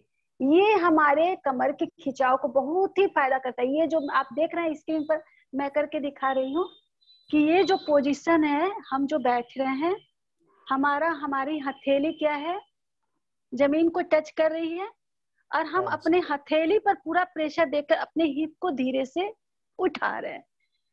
ये हमारे कमर का जो हड्डी इधर उधर घसका हुआ है या कुछ प्रॉब्लम आ रही है कमर में, उसमें बहुत ही ज्यादा फायदेमंद होता है। आप है ना फिजियोथेरापिस्ट से जरूर संपर्क करेंगे, वो आपको हर एक पार्ट में जहां भी दर्द होता है वहां उस पार्ट के लिए आपको एक्सरसाइज बताएंगे, कुछ बताएंगे तरीका कि किस पोजीशन में आपको रहना है, तो आपको बहुत आराम मिलेगा। उसके लिए हमारे सीनियर कंसल्टेंट हैं जी, डॉक्टर मनी मुथा जी। मनी मुथा जी हमारी हैं, अब हम लोग के साथ हैं, और उन्हीं की देन है कि हम लोग सबको एक दूसरे से मिल रहे हैं। जी जी जी, तो वो she can handle the physio side. या इसके लिए कुछ डाइट प्लान भी बताएंगे, जो बैक पेन या कोई ऐसी चीजों के लिए कुछ ऐसा जी। इसके लिए ना जैसे मैं बताई कि ज्यादातर महिलाओं को इसका प्रॉब्लम शुरू होता है, और जो हमारा जो हमेशा हार्मोन चेंज होता रहता है, कैल्शियम की कमी, आयरन की कमी, तो ये जो कमी मैं नाम दे रही हूँ उसको कमी को पूरा करना है। और जैसे कि मैं नस का बताई कि नस यानी कि हमारा नर्व्स में, यानी कि हमारा जो एसिडिक जो नस होता है, बात नस जो होता है, उस नस को ठीक करना। तो बात नस तैयार क्यों होता है, उसमें प्रॉब्लम क्यों होती है? क्योंकि हमारे ब्लड में ही जो एसिड की मात्रा ज्यादा हो जाती है। जैसे पिछली बार भी एक बार जब मैं क्लास ली थी तो मैं बताई थी कि हम जब ज्यादा अम्लीय भोजन करते हैं, ज्यादा एसिड युक्त भोजन करते हैं, फास्ट फूड खाते हैं, बासी भोजन सबसे ज्यादा नस की प्रॉब्लम को परेशान करता है, उग्र कर देता है। जब आप बासी खाएंगे तो आपका नस फिर से जाग जाएगा। आप दही का सेवन करेंगे, आपका बात का जो प्रॉब्लम है उग्र हो जाएगा। बात के प्रॉब्लम को ठीक करने के लिए आपको खाना है हमेशा बेस भोजन। आपको खाना है क्षार युक्त भोजन। क्षार युक्त भोजन में जैसे हमारा सब्जी का रस हुआ, साग कभी भी रात को नहीं खाना है। कई लोग रात को मूली खाते हैं, साग खाते हैं, उसका सेवन बिल्कुल नहीं करना है। दही का भी जो सेवन कर रहे हैं, जिनको एसिड की बीमारी रहती है, मुंह में खट्टा पानी आता है, उन लोगों को ये सारी प्रॉब्लम ज्यादा होती है। तो वैसे लोग जब दही खाते हैं तो चीनी और नमक दोनों डालकर दही में खाएंगे। और नॉर्मल लोग हमेशा नमक डाल करके दही खाएंगे, चीनी डाल के नहीं खाएंगे। लेकिन एसिड जिनको शरीर में ज्यादा रहता है, वो चीनी की मात्रा भी, जैसे हम लोग रायता बनाते हैं ना, कोई भी चीज का रायता बनाते हैं, बुनिया बनाते हैं, दही बुनिया, तो उसमें हम लोग चीनी भी डालते हैं। तो वो चीनी वास्तव में वहां पे आपको वो काम करता है। आप लोग फील भी किए होंगे कि जब हम दही खाते हैं तो कभी कभी वही दही वापस मुंह में आता है। तो आप जो सादा दही खा लिए तो उससे मुंह में आ रहा है, और उसी में दही में चीनी और नमक दोनों डाल दिए तो वो आपके मुंह में नहीं वापस आता, यानी कि आप बात रोग से ग्रसित हैं। तो आपको ये जो चीनी डाल के खाए उसमें थोड़ा सा नमक जरूर डाल दीजिए, तब आप उसको यूज करेंगे तो आपको वो नुकसान नहीं करेगा। तो कुछ चीजें है ना, अगर हम खाने पीने का भी, जैसे टॉपिक तो बहुत सारा होता है, जैसे कुछ हर चीज खाने जो हम लोग भोजन करते हैं, खाने का तरीका शुरू से लेकर के आखिरी तक जो हम लोग भोजन करते हैं, कौन भोजन पहले करना है, कौन भोजन बाद में करना है। तो जैसे हम लोग कोई भी भोजन कर रहे हैं, खाने में आपके सामने अगर कड़ुआ भी है तो सबसे पहले आप कड़ुआ भोजन खाएंगे। जैसे करेला आपको पहले ले लेना है, उसके बाद आप है ना तीखा खाएंगे, सबसे लास्ट में चीनी खाएंगे। वास्तव में हमारे आयुर्वेद में बताया गया है कि चीनी सबसे पहले खाना है पहले। हाँ, आयुर्वेद में हमारा जो पौराणिक आयुर्वेद है, जो हमारे वान भट्ट जी हैं, जो हमारे पुराने जो ऋषि मुनि जो थे, वो लोग जो बताए, उसमें सूत्र में वो बता रहे हैं कि सबसे पहले मीठा खाना है। लेकिन यहाँ पे प्रश्न होता है कि वो जब बताए थे, ये सेमिनार तो व्यंजना दीदी आपको करना ही पड़ेगा। ये व्यंजनों पर सेमिनार व्यंजना दीदी करेंगे, ये आदेश है हमारे मधु दीदी का। तो ये एक डेफिनेटली आदेश नहीं है, मेरी रिक्वेस्ट है। हाँ ठीक है मधु दीदी, आपका नहीं, मैं आपसे बहुत छोटी हूँ, आप आदेश दे सकती है, मैं छोटी हूँ। आपका हुक्म सर आंखों पर। मेरी इतनी ताकत नहीं है कि आपको आदेश दूं। आपका हुक्म सर आंखों पर, क्योंकि व्यंजना दीदी का नाम ही व्यंजनों के साथ है। व्यंजनों के लिए ऊपर सेमिनार होना ही एक जरूरी है। मेरा नाम निवेदन है आपसे। तो ये एक सेशन हम पक्का रखते हैं आपका। तो definitely this is a wonderful deed. तो खाने का एक रखेंगे। और बैक किक के लिए जो हमारी चल रही है अभी, स्पॉन्डिलाइटिस के भी सवाल आ रहे हैं और साइटिका के भी सवाल आ रहे हैं। मतलब so many things related to backache. ये बैक एक, हाँ, मैं है ना साइटिका का मेरा एक वीडियो है मेरे चैनल पर, आप उसको अच्छे से उसको पढ़िए, उसको सुनिए, उसमें हर एक बारीकी को मैं बताई हूँ। क्योंकि यहाँ पे तो अभी बैक का साइटिका एक बड़ा सा चैप्टर है, उस चैप्टर को मैं एक वीडियो में समाहित करके उसमें डाली हूँ। उसमें क्या क्या खाना खाना है, कैसे रहना है, कैसे कौन कौन आसन करना है, टोटल उसमें बताया गया है। आप उसको जरूर देखिए। उसमें बल्कि बहुत चीज है, आपको स्किन डिजीज का भी प्रॉब्लम का, बाल का भी समस्या, टोटल समस्या का निदान आपको वहाँ पे मिलेगा। तो ये सारे जितने भी मेरे निदान होते हैं, ऐसा नहीं है किसी किताब से उठाया गया, किताब से मैं पढ़ी, लेकिन उसको अपने जीवन में अप्लाई की, फायदा किया, तब लोगों के पास उसको मैं डाल रही हूँ। तो ये जो मैं बता रही थी कि हम लोग जो मीठा जो आ रहे हैं, अभी हम लोग आज के समय में बता रही हूँ कि लास्ट में खाना है।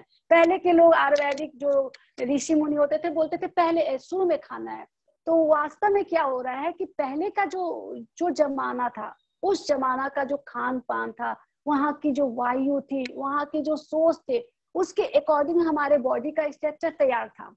आज का हमारा जो भोजन है, हम टॉक्सिन खा रहे हैं, टॉक्सिन हमारे बॉडी में जा रहा है, वो केमिकल के रूप में जा रहा है, हमारे खाद के रूप में जो यूरिया खाद, हमारे कई तरह के हमारे जहर हमारे शरीर में जो जा रहे हैं, उसके अकॉर्डिंग आज की स्थिति के अनुसार अभी जो खाने का जो तरीका है उसको चेंज कर दिया गया है, जिसमें अगर लास्ट में हम मीठा खा रहे हैं तो क्या हो रहा है, शुरू में हम कड़वा खा रहे हैं तो क्या हो, इसको मैं आप बता देती हूँ। कड़वा जब हम शुरू में खाते हैं तो जैसे ही हम कड़वा मुंह में जाता है तो हमारी लार ग्रंथियां एक्टिवेट होती है, सलाइवा तेजी से निकलना शुरू होता है। और सबसे प्रमुख चीज है भोजन के पाचन का सलाइवा। अगर वो सलाइवा हमारे भोजन में मिक्स होकर के पेट में अगर नहीं जाता है तो हमारी पाचन की क्रिया नहीं होगी। आप खुद देखिए, जो खाना मुंह में रख करके घोट जाते हैं ऐसे बिना सलाइवा के साथ, तो आपका पाचन अच्छे से भोजन डाइजेस्ट नहीं होता है, आपको दिन भर एसिड फील होता है, गैस फील होता है, पेट में कब्ज की शिकायत शुरू होती है। तो मुंह में चबा करके लार के साथ में भोजन को भीतर ले जाना है। तो ये जो हमारा कड़वा हम खाए उससे सलाइवा तैयार हुआ। लास्ट में हम जो मीठा खाते हैं, मीठा खाते ही क्या होता है, हमारा यहाँ सलाइवा बंद हो जाता है निकलना और पाचन जो जठराग्नि है वो चालू हो जाती है, वो क्रिया तेजी से शुरू होती है मीठा खाते ही। इसलिए लास्ट में हर भोजन में कई जगह निकलना होता है, मावी मेडिकल वालों का मेडिकल पे जाना होता है। शाम को भी जाएंगे, आप ही आएंगे दुश्मनी। Ma'am, I have one question, please. Participant शायद मर्यादा को कुछ समझ नहीं आया। आई थिंक होस्ट से रिक्वेस्ट करूंगा कि सबको म्यूट कर दें ताकि हम फिर अपने आप को अनम्यूट करके इसको सेशन को आराम से ले सकें। Thank you. ये कर दिया है जी। तो एक चीज मैं बताऊंगी कि मैं एक चीज बताऊंगी कि हमारे बॉडी में जस्ट पेन्स से निजात पाने के लिए बेसिक रूल जो है वो आप एक तो जो योगा की बातें कही है, योगा इज ऑल्सो, मुझे लग रहा है जैसे इंद्रानी ने योगा किया है वहां पर तो घर घर में रामदेव रहते लग रहा है मुझे। तो अब जो कर नहीं पाते योगा या कुछ रिस्ट्रिक्शन है बॉडी में या किन्हीं के ऑपरेशन हुए हैं या कुछ ऐसा, उनके लिए कुछ ऐसे सॉफ्ट योगास का भी कुछ बता सकते हैं आप? जी, मैं बताई ना कि जैसे मैं ये जो बैठने का जो पोजीशन बताई हूँ कि हम अपने हथेली को नीचे रख करके धीरे से अपने, आप चेयर पे बैठे बैठे, जो बुजुर्ग लोग हैं उस चेयर पे बैठे बैठे अपने, प्राय बूढ़े लोगों के लिए चेयर जो बनता है उसमें बाजू भी होता है, उस बाजू को पकड़ के धीरे से अपने कमर को ऊपर उठाइए फिर नीचे कीजिए, उठाइए। यही चीज को हम सो के भी करेंगे। सोए हुए हैं, एकदम चित लेटे हुए हैं और धीरे से अपने हिप को उठाएंगे, हल्का सा, पूरा बॉडी एकदम सीधा है, हिप के पोर्शन को ऊपर उठाए नीचे किए, उठाए नीचे किए। इससे हमारे कमर के दर्द में बहुत आराम मिलता है। और जो मैं बताई थी ना 30 डिग्री के एंगल में उठाना, ये भी हर प्रॉब्लम के जो लोग होते हैं, वेट ज्यादा है या बुजुर्ग हैं, उसको वो कर सकते हैं। ये खड़ा होने वाला जो आसन हुए हैं, कईयों के ऑपरेशन है या medically they are not fit enough, कोई योगा करने के काबिल या कुछ ऐसा नहीं है, तो उनके लिए कुछ ऐसी प्रिकॉशंस, कुछ एनीथिंग? हाँ, मैं बता रही हूँ कि जैसे है ना, हमारी नसों को ठीक करने के लिए सबसे बेस्ट होता है छुहाड़ा। जी, छुहाड़ा बहुत ही ज्यादा काम होता है, कारगर होता है। और एक जैसे हमारी नस की प्रॉब्लम होती है और उम्र ज्यादा हो जाता है, जिसके कारण में यूरिन भी है ना रोकने की शक्ति, जो पेशाब हमको रोकने की शक्ति नहीं रह पाती है, उसमें भी ये कारगर होगा। रात को अच्छी नींद भी आएगी। आप 2 छुहाड़ा रात को खा करके, चबा करके खाइए और दूध पी करके सो जाइए। आपको रात भर एकदम चैन से आप सोएंगे, आपकी हंसी, ये तो इतना कारगर होता है। पैरालिसिस जिसको हुआ था, मैं ना 7 साल जो व्यक्ति बेड पे था वो ठीक हुए इससे। उनको कुछ दिन चूना खिलाई। चूना कैसे खिलाई? 3 माह तक वो लगातार चूना उनको दी। 1 गिलास पानी में गेहूं के दाना बराबर चूना डाल करके वो सुबह सुबह उनको बोली पीने के लिए। ये सिर्फ हम लोगों को ही नहीं, हम अगर छोटे बच्चे को अगर सीप में चूना का पानी पिलाना शुरू करते हैं, छोटे बच्चे जो रहते हैं उसको बीच बीच में देते हैं, तो उन बच्चों की हड्डियां बहुत मजबूत होती है, कभी उनका हड्डी टूटता नहीं है, कितना भी गिरेंगे टूटेगा ही नहीं, क्योंकि उनकी छुहारा जो आप कह रहे हैं ड्राई डेट्स, ये कितनी मात्रा में चबाना है वो नाइट के टाइम पे, या दूध में लेना है, या कैसे? नहीं, 2 छुहारा लेना है, उसको चबा करके खा करके सो जाना है, दूध पी करके। राइट, सिर्फ 2 छुहारा, 2 छुहारा सिर्फ चबाना है। यूरिन का जो, हाँ, चबा कर जाना है, उसका बीज को फेंक देना है, दूध पीना है, दूध। ओके, छुहारा फुला के खाना है क्या? ओके, नहीं, फुला के नहीं खाना है, इसको खाना है हम ना, अगर हमारा जो हड्डी प्रॉब्लम है, नसों का प्रॉब्लम है, हमारा पेशाब रोकने की खत्म हो गई है, उसके लिए छुहारा रात को खाएंगे। अगर हमारे शरीर में एनर्जी चाहिए, जैसे अभी कोरोना काल में बहुत ज्यादा वीकनेस हो गई थी, वैसी स्थिति में रात को 3 छुहारा, और एक एज के बाद में जैसे 50+ हो जाते हैं, तो वैसे लोगों को 3 छुहारा रात को पानी में भिगो करके अगर हम सुबह में खाते हैं तो उनका वीकनेस खत्म हो जाता है। वो हमेशा मतलब खुद को यंग महसूस करते हैं, उनकी हड्डियां जवान रहती हैं, कभी भी बुरी नहीं होती। तो ये हड्डियों में ताकत लाने का बहुत ही अच्छा स्रोत होता है। और ये जो चूना बता रही हूँ, इसमें कैल्शियम की मात्रा भरपूर होती है जी। सिर्फ गेहूं के दाना के बराबर। बड़े खा रहे हैं तो गेहूं के दाना के बराबर खाएंगे। अगर हम शिशु को देते हैं, जो सिर्फ दूध पीता है, अन्न नहीं खाता, उसको कैसे देना है? हम सीप में क्या करते हैं, थोड़ा सा चूना को डालते हैं, पानी से उस सीप को भर देते हैं, रात भर ऐसे छोड़ देते हैं। सुबह में उसका जो ऊपर जो पानी खीरा रहता है, उस पानी को थोड़ा सा 1 चम्मच लेते हैं, बच्चे को मुंह में डालते हैं। वो हमारे बच्चे की हड्डी को मजबूत करता है। बीच बीच में 2-3 माह में बीच में 1 बार 2-3 बार कम से कम बच्चा जब तक दूध पीता है, बीच बीच देने से उसकी हड्डी हमेशा के लिए मजबूत रहेगी, कभी भी कमजोर नहीं होगी। जी जी।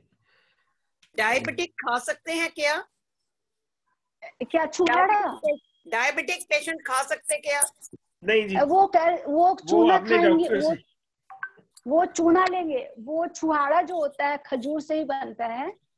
और जो छुहारा जो मैं हाँ, ये जो छुहारा हम फुला करके जो सुबह में खा रहे हैं अपने शरीर में, एक्चुअली उनका सवाल यह है कि डायबिटिक पीपल ले सकते हैं, तो उसके लिए हम उसका जवाब देना मुनासिब नहीं समझेंगे। अपने जीपी से पूछ लीजिए कि आपकी डायबिटिक लेवल क्या है, उस हिसाब से आप फिर आनंद लीजिए।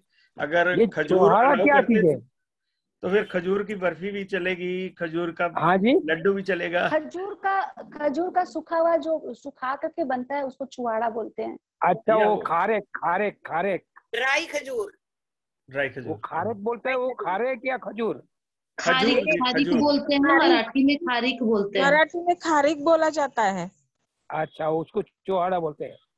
हाँ जी। डेट उसको तो रात को भिगो के रख के फिर अच्छी तरह से चबा सकता है। हाँ, वो सुबह में खाना है। हाँ, जो सुबह में भिगोना है, जो सुबह में रात को भिगोते हैं, 3 भिगोना है। अब वो हम डायबिटीज पेशेंट भी उसको यूज कर सकते हैं, वो हमारे पेन क्रियाज को एक्टिवेट करता है। नहीं मैम, कितना पीस भिगोना है? 3 पीस रात को भिगोना है। और उसका पानी को फेंक देना है, पानी को फेंकना है।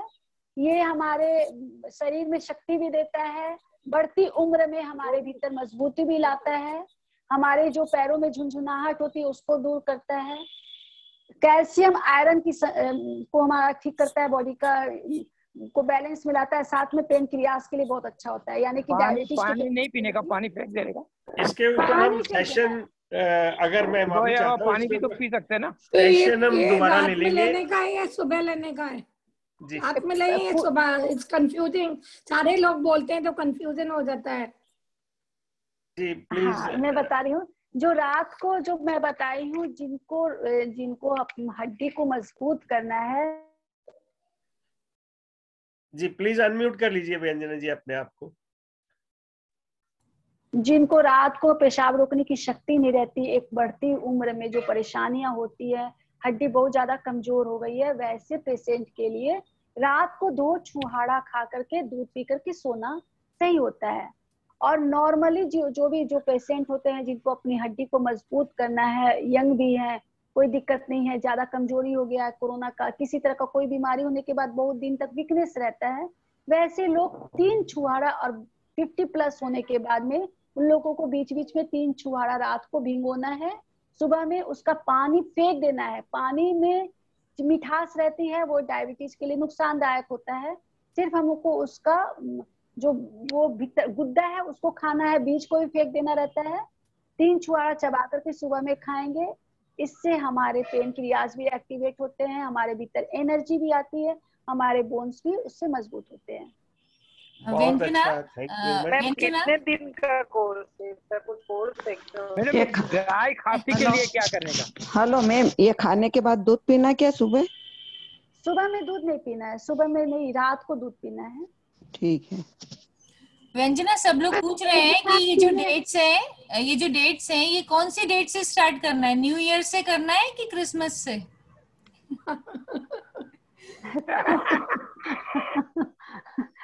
आप कहावत है ना रामायण में ना, रावण अंतिम समय में बोले कि शुभम शीघ्रम और शुभम काल हरणम। शुभ काम जब भी आपके मस्तिष्क में आता है उसी समय आप उसको शुरू कीजिए, अशुभ आता है उसको टालते रहिए तो वो टल ही जाता है, और शुभ अगर टालेंगे ना तो फिर वो शुभ काम टल जाता है। जैसे रावण स्वर्ग की सीढ़ी बनाना चाहता था, बना नहीं पाया, टालते रह गया और सीता हरण तुरंत करके आ गया, जिसके कारण उसकी मौत हुई। तो हाँ मैडम, चूना कैसे लेते हैं एक बार बता दीजिए प्लीज। चूना को एक गेहूं के दाने के बराबर चूना लेना है। आप पानी में भी ले सकते हैं, दही में भी डाल के ले सकते हैं, लेकिन पानी में ही सबसे सेफ रहेगा। पानी में घोल करके उसको ले लीजिए, गेहूं के दाने के बराबर 3 माह तक लगातार लेंगे। और चूना में एक आपको बताया जा रहा है कि चूना जिनके शरीर में स्टोन है वो चूना को यूज नहीं करेंगे, नहीं लेंगे। हाँ बिल्कुल नहीं लेंगे, उनका स्टोन बढ़ता है तेजी से, तो चूना कभी भी स्टोन वाले पेशेंट को नहीं मैं लेना वो है। किसके लिए है चूना?